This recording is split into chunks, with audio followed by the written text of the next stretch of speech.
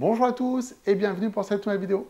Alors comme vous le voyez, aujourd'hui on n'est pas dans l'atelier et pour cause, je viens de me faire opérer de l'épaule et du coup pour moi le bricolage c'est interdit pendant quelques mois.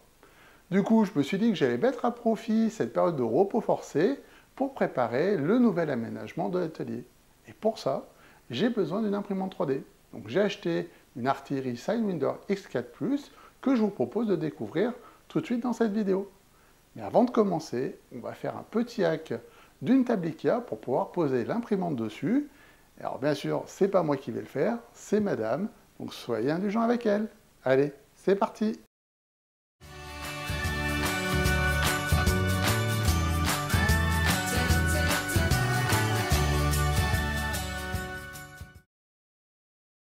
Alors pour ce petit hack, on va utiliser deux tables lac qu'on va empiler l'une sur l'autre.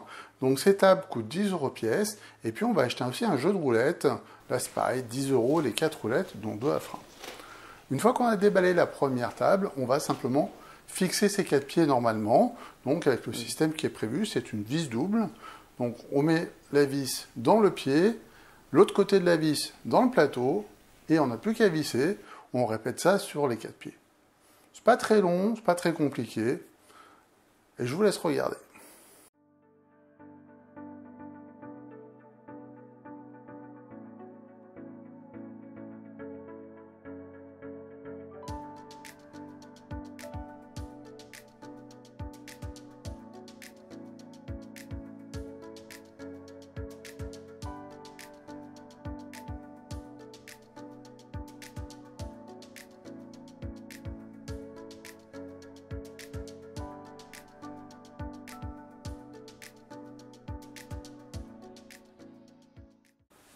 Alors comme je vous l'ai dit, l'objectif c'est d'empiler deux plateaux l'un sur l'autre. Donc pour faciliter le travail, on va marquer sur chaque pied le centrage et puis on va venir le percer, ce qui nous facilitera l'insertion plus tard du plateau. Toujours pour faciliter le passage du plateau, là on va percer notre plateau, donc toujours sur les quatre coins. Et là on a mis quelque chose pour protéger la table, hein. On n'a pas fait ça directement sur la table.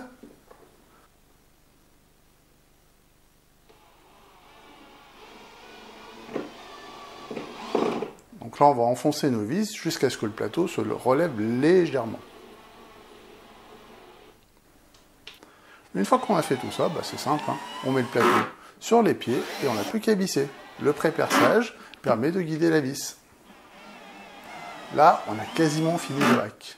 Il ne reste plus qu'à installer 4 roulettes et on va se retrouver avec une jolie table à roulettes pour 30 €.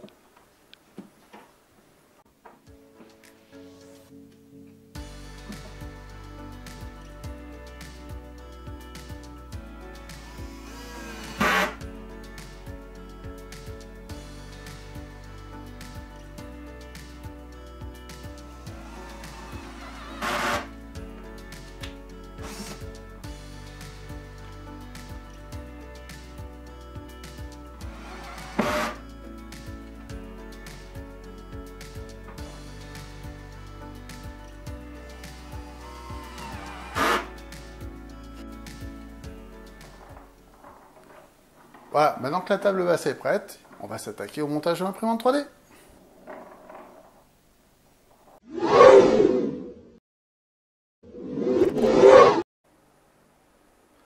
Alors, si j'ai choisi cette imprimante, c'est avant tout pour son volume d'impression. On est sur un plateau qui fait 30 cm par 30 cm, avec une hauteur d'impression de 40 cm. Alors honnêtement, c'est pas la hauteur qui m'intéresse, mais plutôt la largeur du plateau pour faire des pièces techniques. Et quand on déballe, c'est quand même super bien emballé. Alors qu'est-ce qu'on a dans ce carton? Pour commencer, on a les deux barres de renfort. Alors il me semble que c'est du carbone, mais j'en suis pas sûr. On a aussi le détecteur de fin de filament et un sachet qui contient plusieurs accessoires. Alors ce sachet contient les vis et les clés nécessaires à l'assemblage de la machine, de la graisse pour les rails linéaires, le collier de fixation pour le câble qui va à la tête d'impression, l'antenne pour la connexion Wi-Fi, une pince coupante, une spatule, un tube de colle, deux buses supplémentaires, une tige de débouchage pour la buse, une clé USB et un tout petit peu de filament. Alors en dessous, on a la notice d'utilisation et puis on a un petit guide de démarrage qui va nous permettre de faire la première opération de nivellement de la machine et 2 feuilles qui servent au nivellement. Après, on a les 2 pièces qui composent le support de bobine.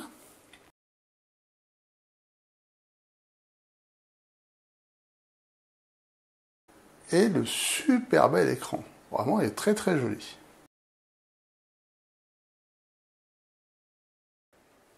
Alors maintenant, il faut enlever le bloc de l'axe XZ, et vous voyez, il est quand même bien maintenu.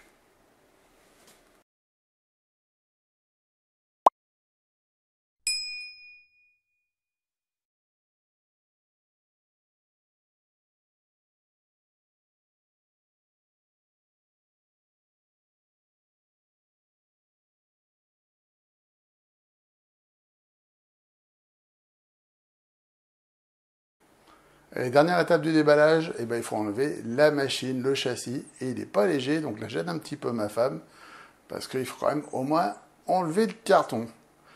C'est qu'elle pèse son poids, la petite bête.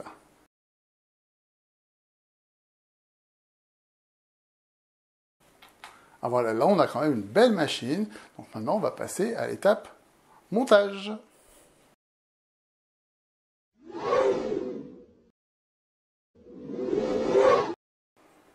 Alors, avant de monter l'axe Z sur le châssis, il va falloir couper ces 2 rillesons qui maintiennent l'axe X et la tête d'impression.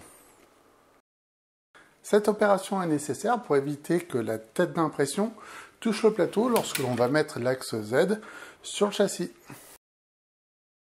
Alors, une fois qu'on a coupé les rillesons pour remonter l'axe X, rien de plus simple, on se sert de la courroie des 2 axes Z et on tire.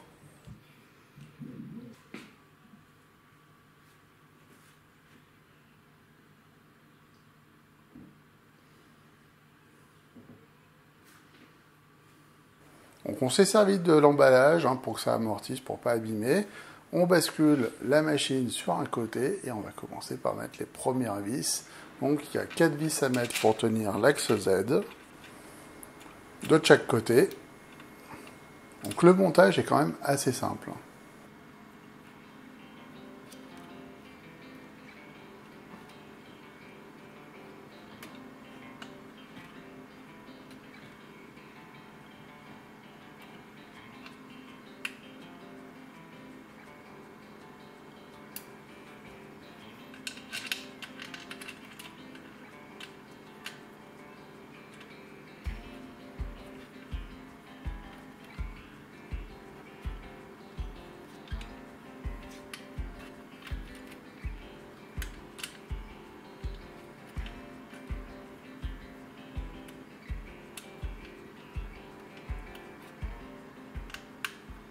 Une fois qu'on a fait d'un côté, on bascule la machine de l'autre côté et on met 2 vis de l'autre côté.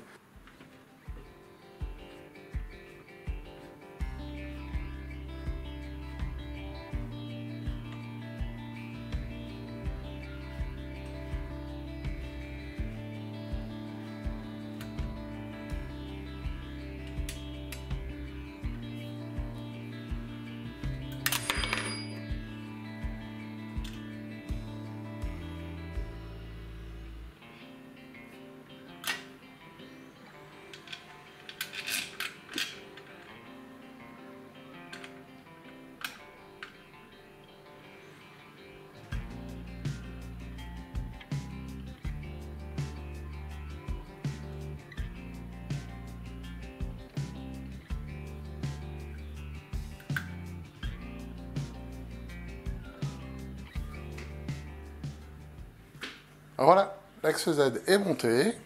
Donc là maintenant, on va passer à l'étape suivante qui est le montage des renforts. Alors il faut légèrement les dévisser pour pas que l'écrou touche le châssis. Et ensuite, on va fixer le renfort avec une vis, une rondelle.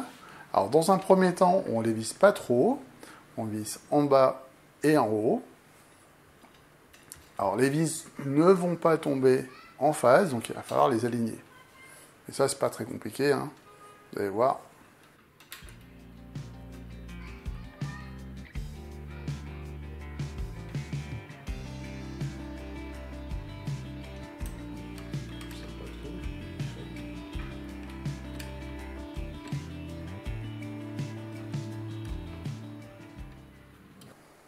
Il suffit de légèrement dévisser ou visser en fonction de votre cas.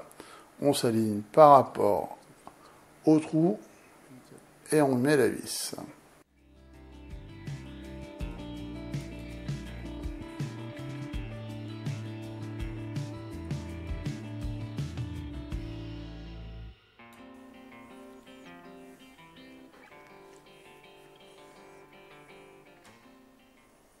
Alors, avant de verrouiller les barres, il faut d'abord s'assurer que l'axe Z est bien perpendiculaire au châssis. Si ce n'est pas le cas, eh ben on va simplement jouer sur la barre en la dévissant ou en la vissant pour l'ajuster. Dans mon cas, ce n'était pas nécessaire, donc on passe directement à l'étape verrouillage. Alors une fois qu'on a fait ça, on va passer au montage du support d'écran. Là aussi, rien de bien compliqué, il n'y a que 2 vis à mettre.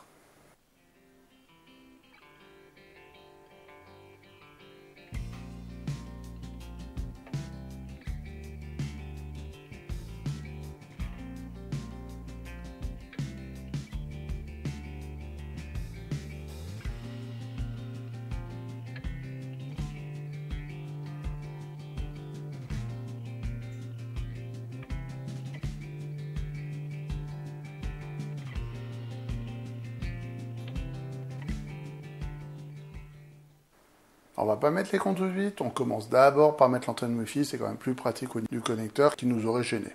Donc, à la main, avec la clé qui est fournie, on serre un petit peu, et c'est fini.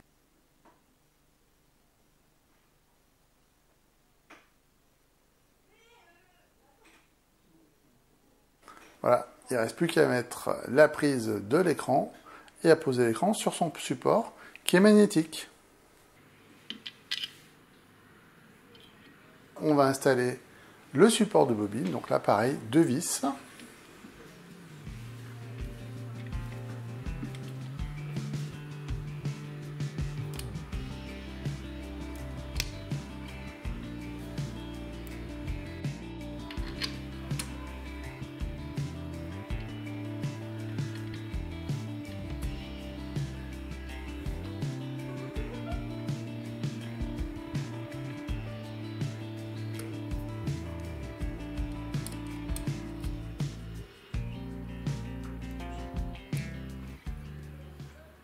On finalise le serrage.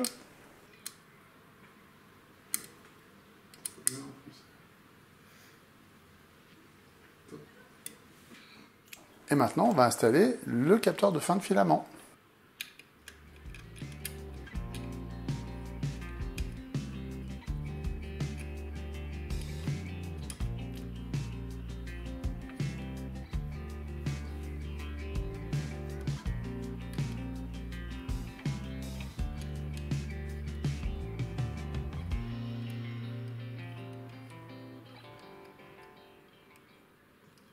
Voilà, donc on met le manchon et mécaniquement, la machine est finie d'installer. On va brancher le capteur de fin de filament, les moteurs de l'axe Z,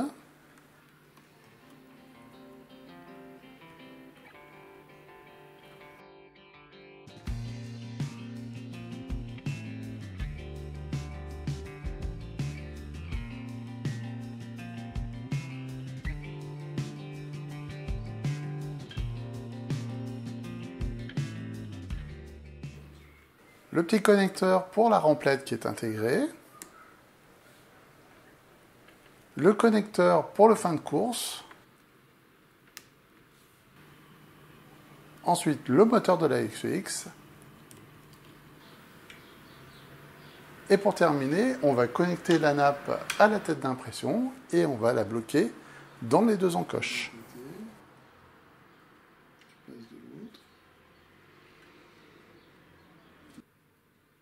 Ensuite, on fixe la nappe sur le châssis.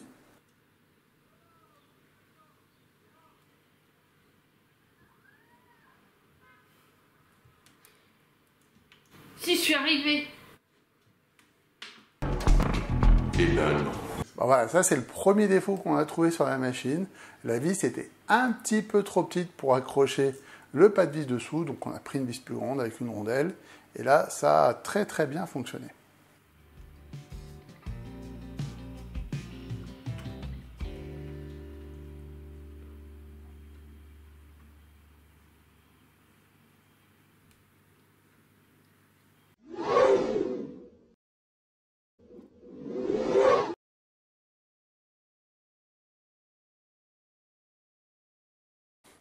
Alors, au premier démarrage, la machine va lancer une séquence d'initialisation. Cette séquence vérifie dans un premier temps que l'ensemble des moteurs fonctionne correctement et ensuite, elle va nous aider à faire le réglage du plateau.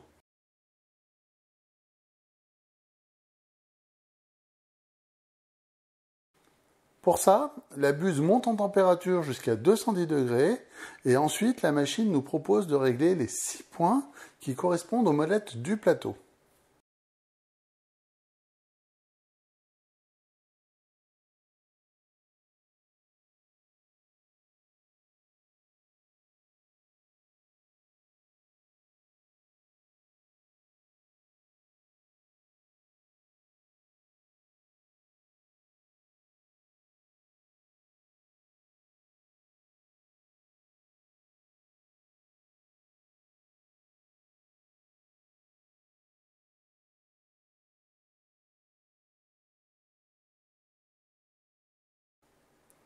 Alors à la caméra, on a l'impression de voir la même image, mais je vous assure, on a bien une image différente pour chaque position.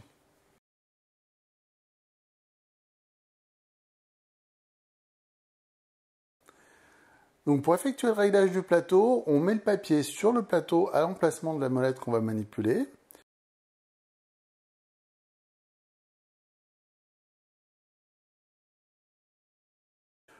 On la tourne vers la gauche pour monter le plateau jusqu'à ce que la buse touche le papier ou inversement vers la droite pour descendre le plateau jusqu'à ce qu'on puisse bouger la feuille tout en regardant le contact avec la buse. On va faire un réglage en croix en commençant par exemple par régler le bas droit, puis le bas gauche, puis le milieu droit, puis le milieu gauche, puis le haut droit et pour finir le haut gauche. Chaque point réglé ayant un léger impact sur les autres points du plateau, je vous conseille de répéter au moins une fois l'opération pour affiner le réglage.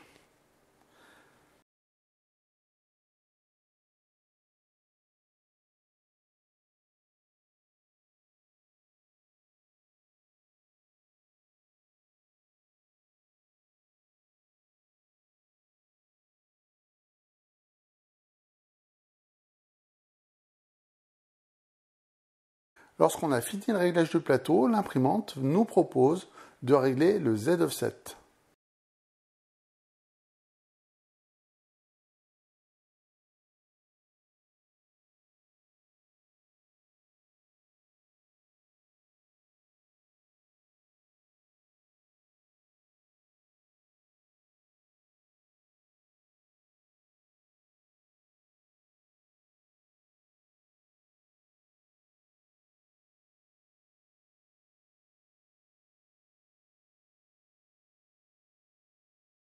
Alors pour ça, on appuie sur la commande Z0 et ensuite on utilise la feuille pour régler l'espacement entre le plateau et la buse.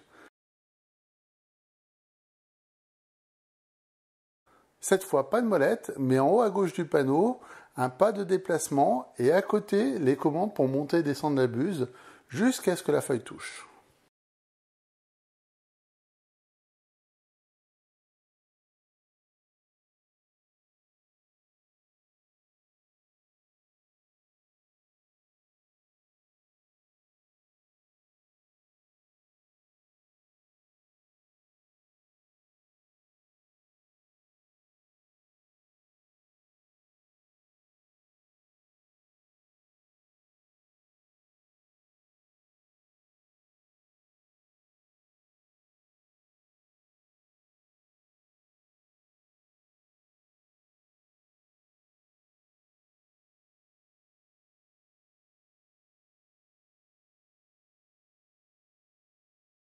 Une fois cette étape terminée, il ne reste plus que la dernière étape, c'est celle du nivellement automatique.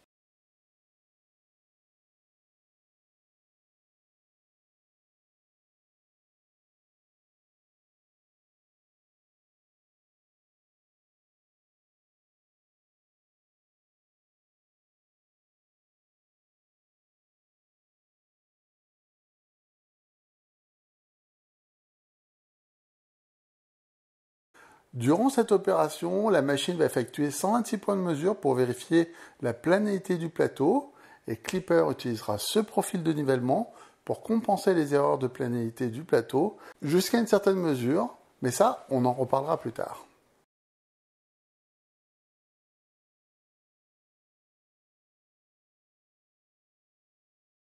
Voilà, la machine est prête à imprimer et c'est ce que j'ai fait en imprimant le Benchy qui est sur la clé USB. Alors ça, c'est ce que j'ai fait, mais moi je vous conseille d'abord de configurer votre réseau sur l'imprimante et de vous y connecter via le navigateur web. Pourquoi ? Tout simplement pour affiner le réglage de votre plateau. Car si vous avez bien suivi, durant la phase d'initialisation, on a fait des réglages, mais avec des valeurs différentes de température pour la buse et le plateau. Pour un meilleur résultat, je vous conseille de faire le nivellement manuel, le Z-offset et le nivellement automatique avec les mêmes températures, c'est-à-dire 210 degrés pour la buse et 60 degrés pour le plateau.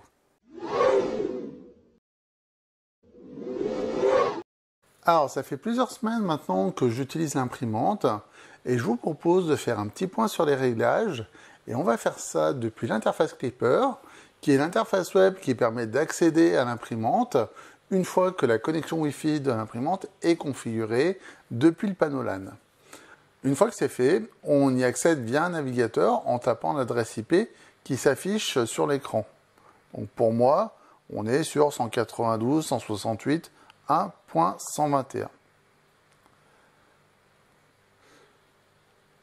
La première fenêtre qui apparaît, c'est ce tableau de bord qui synthétise l'état de l'imprimante.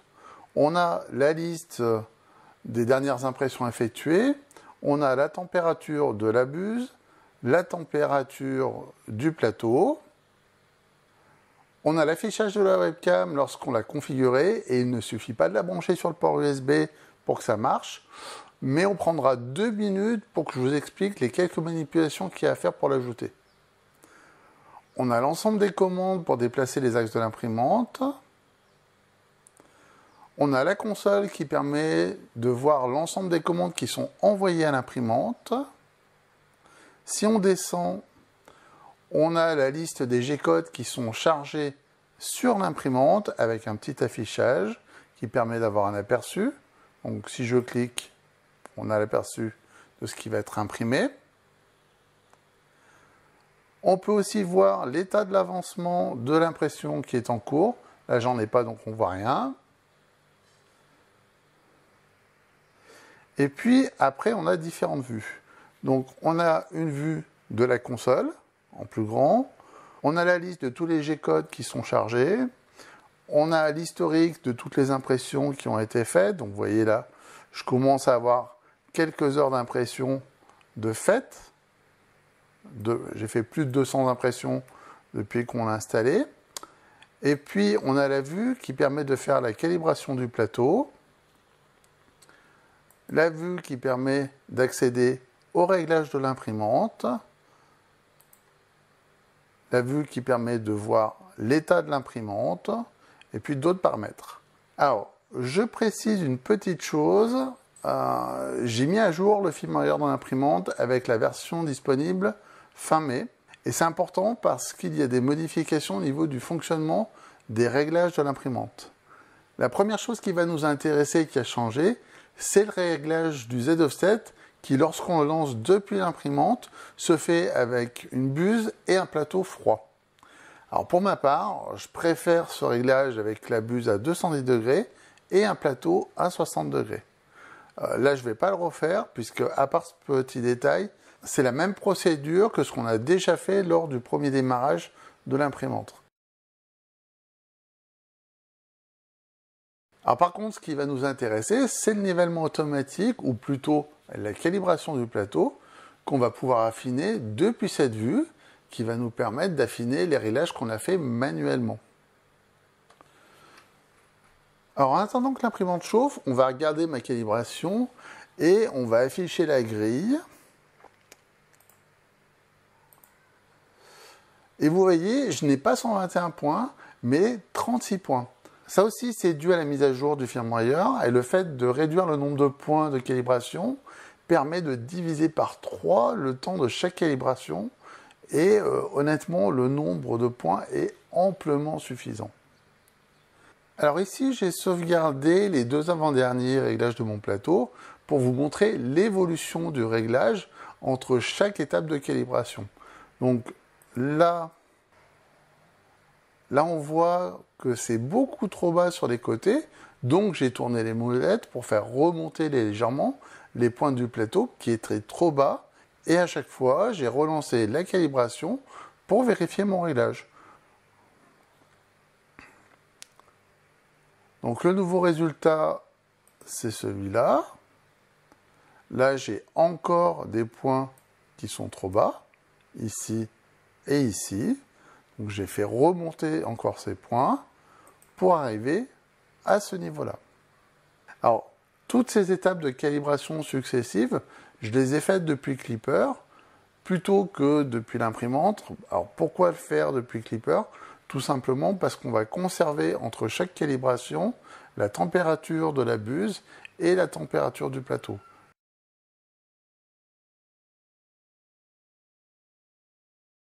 Par contre, avant de lancer une étape de calibration, il faut faire le homing de la machine. Donc, on va lui laisser faire. Donc, on voit que là, la machine est à température.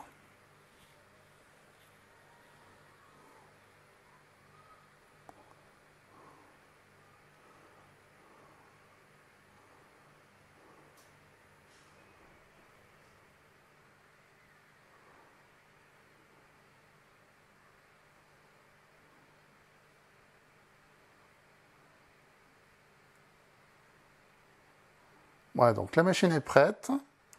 On retourne sur la vue de calibration et on n'a plus qu'à appuyer sur calibrer.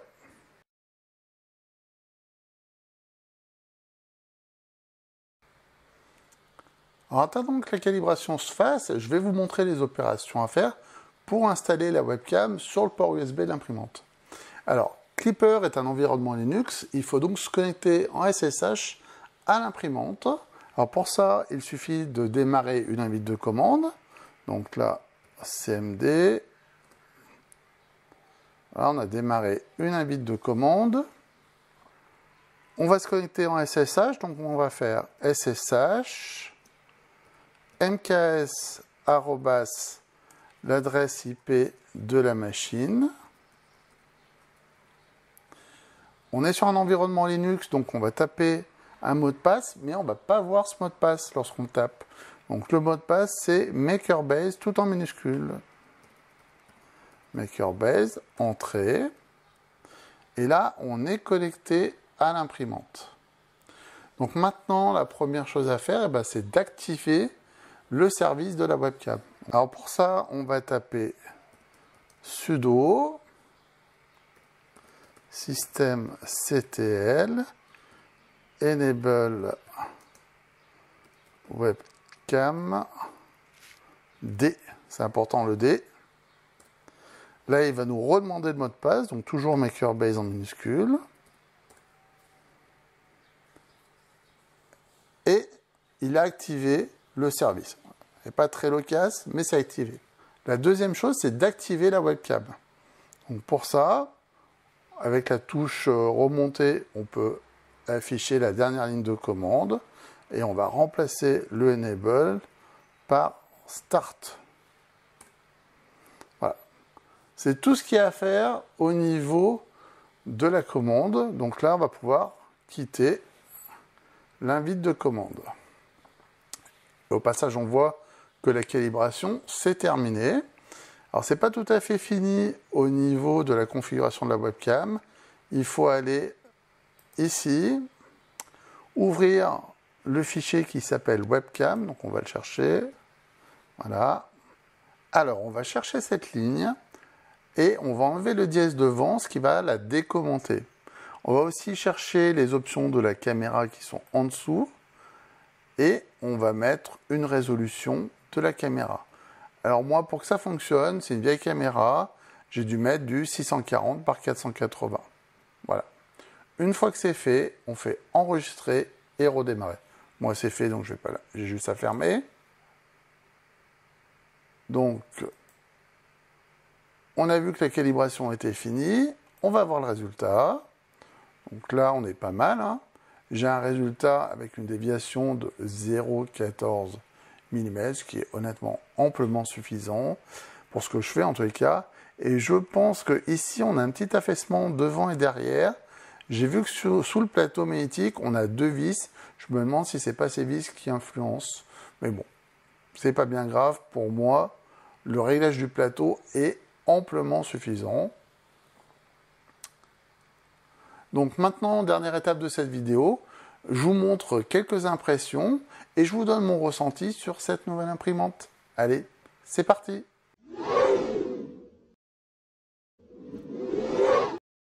Alors, quoi dire de cette imprimante? Eh bien, dans un premier temps, elle imprime bien et elle imprime vite. Ça, c'est le Benchy qui est livré sur la clé USB. Vous voyez, globalement, alors je ne sais pas si ça se verra à la caméra, pas trop de défauts. Hein, il y a un peu de sous-extrusion au milieu du plateau, là, sur les parties hautes. Alors la précision, je pense que c'est du 0,2. Quelques petits défauts, mais dans l'ensemble, il est quand même pas mal. Et ce Benchy, il s'est imprimé en moins de 20 minutes, ce qui est quand même assez impressionnant pour ce type de machine. Alors j'ai aussi imprimé d'autres pièces, hein, qui étaient toujours sur la clé USB, donc ce petit godet pour mettre les ustensiles, très joli, ce petit grattoir, et honnêtement, qualité plutôt propre. Hein. Je ne sais pas ce que vous en pensez. Ah, donc là, on est sur du PLA de base, et honnêtement, c'est très bien. Alors j'ai même réimprimé un Benchy, cette fois-ci avec les paramètres issus du slicer fourni avec l'imprimante. D'ailleurs, c'est un dérivé de Prusa Slicer.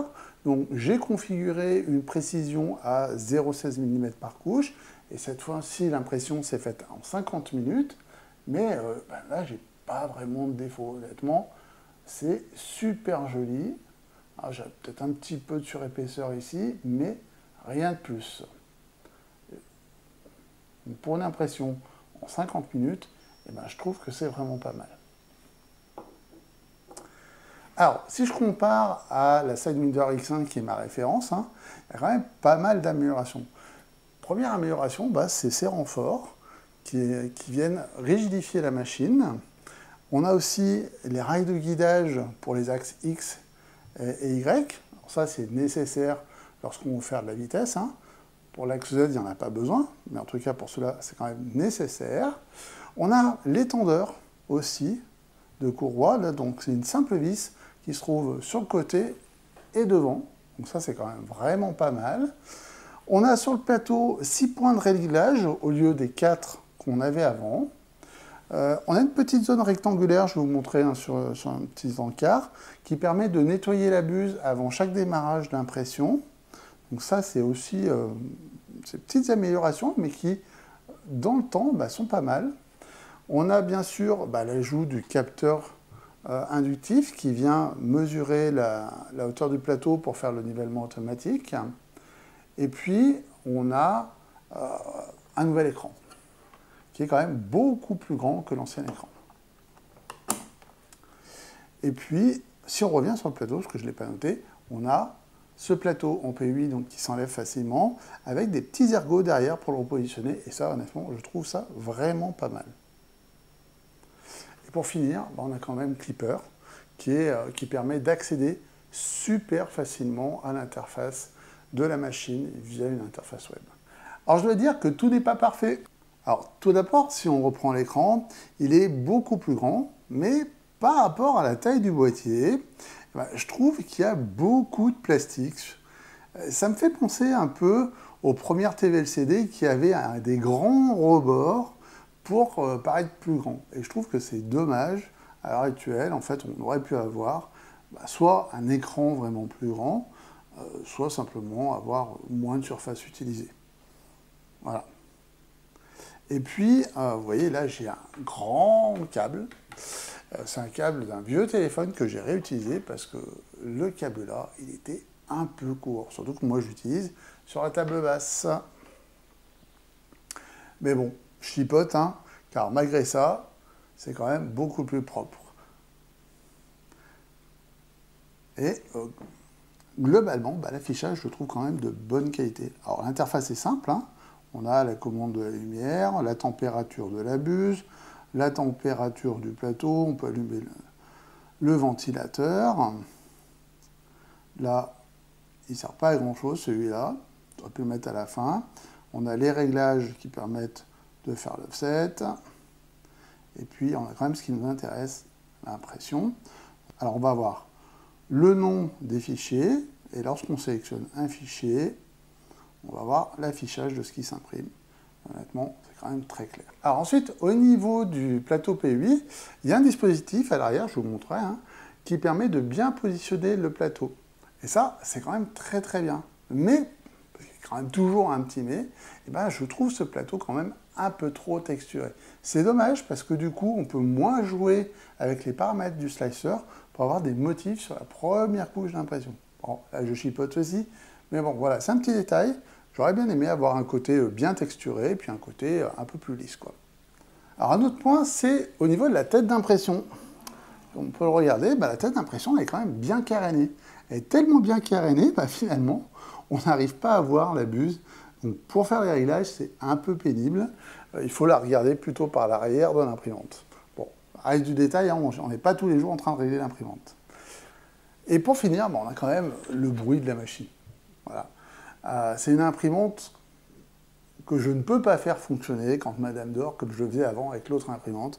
Celle-là, c'est une vraie soufflante. Alors, ça s'explique par le fait qu'il faut refroidir le plastique très très rapidement. C'est pour ça d'ailleurs qu'il y a des rails linéaires, que l'imprimante est beaucoup plus rapide. Mais du coup, on a perdu légèrement en termes de confort d'utilisation. Ce n'est pas une imprimante que vous allez mettre dans la chambre. Voilà. Alors, malgré ces petits défauts, quelle évolution en 4 ans, je veux dire, entre ma Sidewinder X1 et cette imprimante-là, qui est la Sidewinder X4, plus, vous avez le même volume, et je trouve que c'est incroyable l'évolution de ces machines en si peu de temps. Elle imprime 2 à 3 fois plus vite que ma Sidewinder X1, et donc ça c'est vraiment pas mal. Si j'avais eu ça quand j'ai fait la CNC, j'aurais été aux anges. Et je dois dire que j'en avais vraiment besoin avec tout ce que je suis en train d'imprimer. Je vous montre, c'est un petit aperçu pour ceux que ça intéresse sur le futur aménagement de l'atelier. Hop, vous voyez, je suis en train de faire ce genre de petits rangements, et ça j'en imprime des centaines. Donc pour ça, j'avais besoin d'une imprimante quand même beaucoup plus rapide. Et ce qui est remarquable, c'est que tout ça se fait dans un prix qui est quand même très contenu. Parce que oui, il y a des imprimantes qui sont plus performantes, qui impriment encore plus vite, mais qui coûtent aussi beaucoup plus cher. Je prends par exemple une Banggood Lab, elle va imprimer bien plus vite que celle-ci. Là, on est sur une machine qui coûte environ 350 € à l'heure où je tourne cette vidéo, c'est-à-dire au début du mois de juillet. Alors si vous souhaitez acheter cette imprimante, je vous conseille d'acheter l'imprimante sur le site français et d'acheter le capteur de résonance sur le site global d'Artillerie, car il n'est tout simplement pas disponible encore sur le site français. Et si vous vous demandez pourquoi je vous conseille de l'acheter sur le site français plutôt que tout acheter sur le site global, c'est uniquement pour une question de support. Ce sera franchement plus simple si vous avez accès à un support en français. Et au niveau du prix, ça ne changera pas grand-chose, puisqu'au moment où je tourne la vidéo, c'est-à-dire au mois de juillet, on est exactement au même prix sur le site global et sur le site français. Et pour être totalement transparent avec vous, j'ai eu un petit souci de bouchage intermittent de ma buse, et j'ai fait appel au support en Asie, et honnêtement, ils n'ont pas été super réactifs, les réponses étaient approximatives. Finalement, c'est moi qui ai trouvé la panne, et c'était une panne, c'était le petit ventilateur de côté qui était en panne. Voilà, donc je voulais vous partager cette expérience. Ça ne remet pas en cause ce que je pense de cette machine dans l'ensemble, parce que je pense que c'est une bonne machine, mais c'est un retour d'expérience quand même que je voulais vous partager. Voilà, c'est la fin de cette vidéo. Donc si elle vous a plu, vous savez ce qu'il vous reste à faire, un petit pouce en l'air. N'hésitez pas à partager la vidéo, à vous abonner si ce n'est pas déjà fait. Si vous avez des questions, n'hésitez pas, c'est dans la zone commentaire que ça se passe. Je réponds toujours avec plaisir. En attendant, je vous dis bye bye, à la prochaine vidéo.